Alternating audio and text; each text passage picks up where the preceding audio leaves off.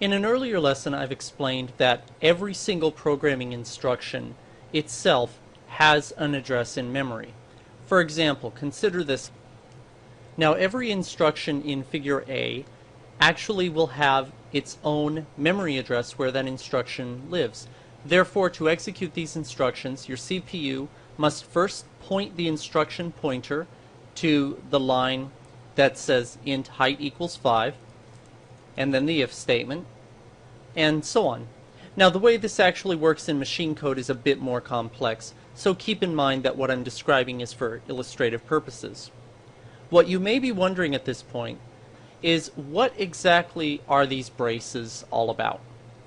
The answer is that these brace characters, which I've explained before, define the start and end of a block of code. More specifically, they define the memory address that will be at the start of the block of code and the memory address that will be at the end of the block of code in your final program.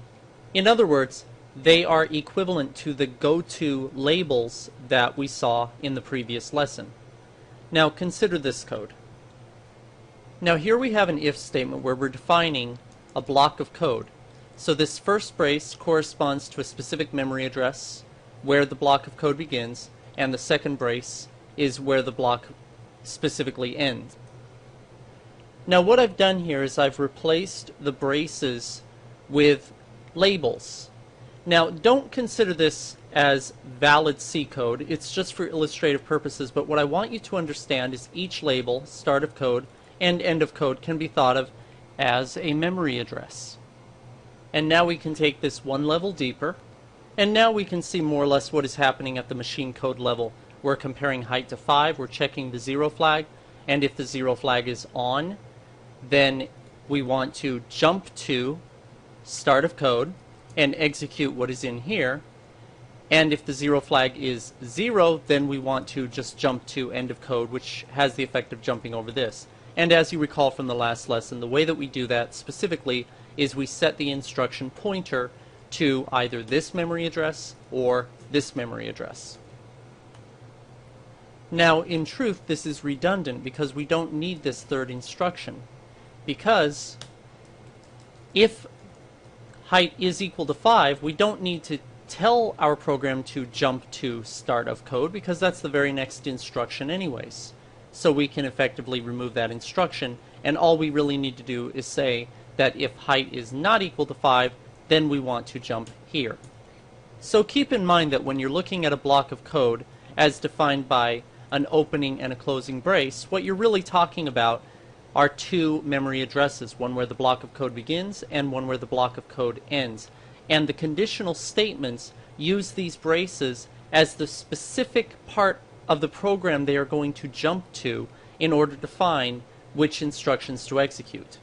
Now, not all programming languages use braces as the way to define a block of code. Some programming languages use indents. So for example, this is Python, how Python would have a block of code. You basically would have your conditional statement here, and then your block of code is simply indented.